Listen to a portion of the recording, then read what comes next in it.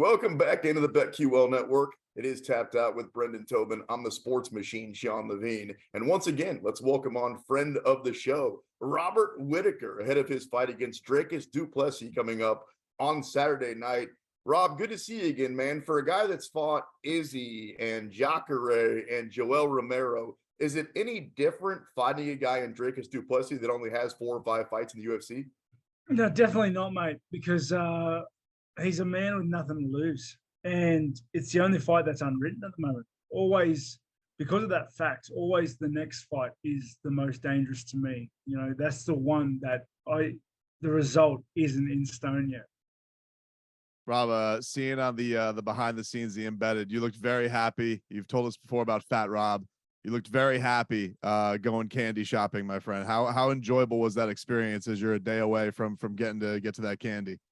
If I'm going to be honest with you, mate, I think I got the candy a day too early. Like it's been teasing me the entire time.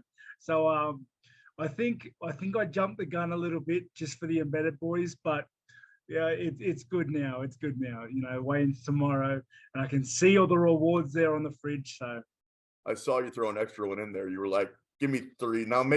Just make it 5 of those things." So have fun when you get to eat those. It's better to have more than less. That's what I'm saying, man. What's the biggest difference besides being able to get a bunch of candy bars between fighting, say, back home in Australia and fighting in Las Vegas? What do you mean, mate? Explain that, please. Like as far as, having to take care of people that are coming to watch you fighting close to home versus fighting overseas in a place like Las Vegas. Do you enjoy fighting in Las Vegas? No, definitely. I do enjoy fighting in Las Vegas. Las Vegas has become like a bit of a second home for me. I've spent so much time here over the last decade that I'm really grateful to have the friends and the connections and Las Vegas is a city behind me. In terms of fighting at home, though, I love fighting at home. That's where my kids and my wife is. That's where they can be a part of the entire journey. That's where I can wake up in my own bed a little closer to home. And, I love fighting at home, but I love fighting in Vegas as well.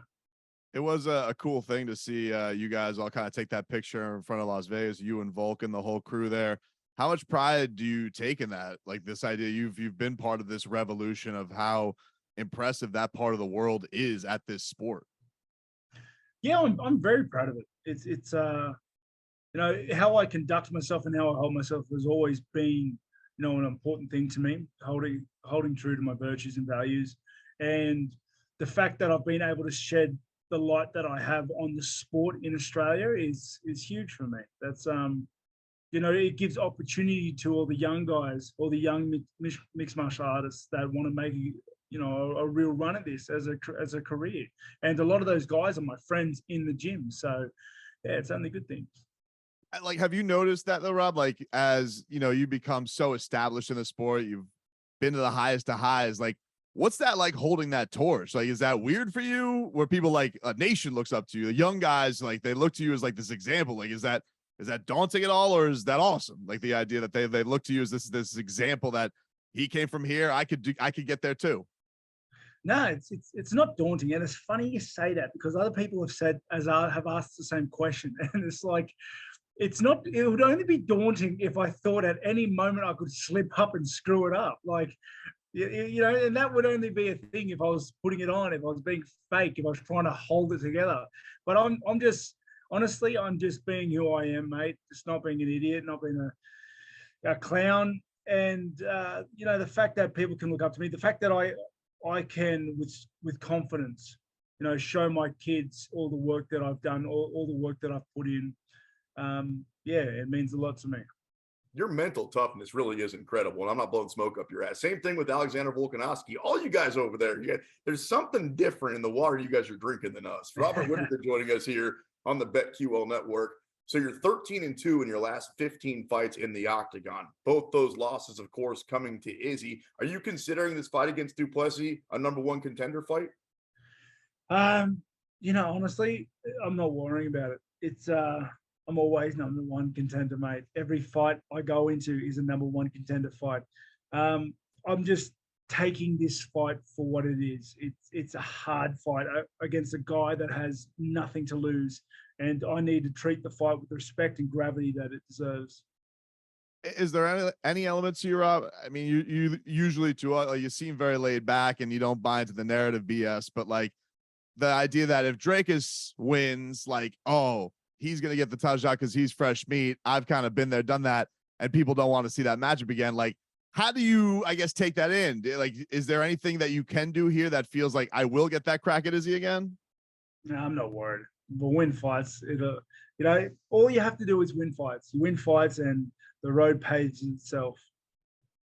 Robert Whittaker joining us here on Tapped Out. For a guy that's been in the game as long as you have, dude, I saw you fight in Kansas City like 8 or 9 years ago. Do you still feel like you're at the peak of your game?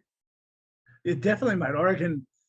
I reckon I'm still on the way to my peak. I know I'm in the prime years of my career now, but I do feel like there are some tweaks and some adjustments. Every fight, I only get bigger. Every time I have a camp in the gym, my skill sets get a little better. And my body is still strong. They're probably the strongest and leanest it's been into a fight coming up. So it honestly, it is hard to say where the ceiling is yet. We spoke to Robbie Lawler this week. I heard you speaking about him at Media Day, but Robbie was talking about you just get to a point where the difficulty of recovering and training, like how do you keep that fresh? You know, being in the prime of your career still, like how do you keep it interesting? How do you keep the mindset where you always want to keep that improving, keep yourself sharp to where you are and not let it get redundant? Yeah, well, I'm fortunate enough to have surrounded myself with great people. You know, that's the biggest thing. My coaches, coaching staff, and training partners always keep it fresh. We're always trying new things. We're always, learning new blocks of skill sets to try out. We're always mixing it up, and it keeps it interesting. But not only that, it helps us, level up. It helps us get better at angles of our skills that we wouldn't normally work on. And secondly, I have my family behind me. I fight for my family. I have a reason to fight, and I don't need much more drive than that. Couple minutes left with the Reaper, Robert Whittaker, here on Tapped Out. So once the fight's over with and you look back at it and you're with your family and you're just chilling and you're not thinking about fighting, what are you doing in your spare time? Mate, hanging out with the family, playing video games. That's what I do, mate. That's my life. You have like the headset on, like are you trash talking when you have like with the gaming on, like how intense is Robert Whittaker as a gamer? Oh mate, I play games pretty intense, but I don't normally play online games. I don't play multiplayer games. I've been playing Final Fantasy 16, the latest one. It is unbelievable, but it's a solo game. I'm just going through the story by myself, having a good time. I would always imagine it would be funny, like if some kid was talking trash, they didn't realize on the other end of it was one of the best men on the planet. Oh mate, you should see some of the arguments I've had. So I have played those games with my friends, but it is abysmal, some of the arguments and just what they bring out of me. Do you tell them this is Robert Whittaker, the UFC fighter, and do you get back bullshit? No, it's not. Nah, because who am I to do that? It's such a dickhead move. It is, but it's not. Like it's like it would be very funny if one guy just pushed it, it'd be like, hey, just do me a favor, just look this up. And just I think just the idea of what that would do for their day, Rob, would be hilarious. No, I don't want my in-game behavior linked to my real life persona.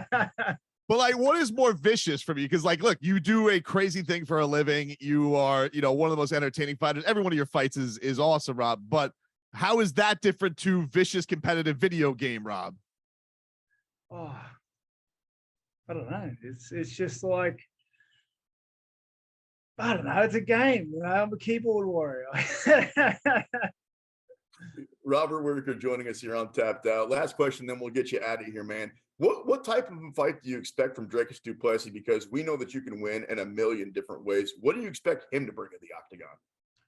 He's going to make it a dogfight. He's going to want to get in there and make it a dogfight. He's going to want to make it ugly. He's going to want to take away all my advantages, which is my speed, my technical advantage, my distance fighting. And he's going to want to take those away. And then that works by crowding and just making it ugly. And, I've prepared for that. I've been preparing for that for months. So I look forward to the fight.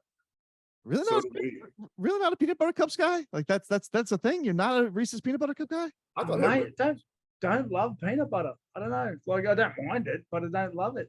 So what's go to? Is the go to the Hershey's? Like, what is the numero uno? Ooh, if I have to pick one, man, probably a Lindt chocolate, like a Lindt chocolate bar. They do make good chocolate, but the fact that you don't eat Reese's peanut butter cups just freaks me out, man. I'm not gonna lie. Like I thought everybody whatever. Robert, always enjoy catching up with you, man. Good luck on Saturday night. Thank you very much. Appreciate your time, boys. Thank you, Rob. Thanks, Rob.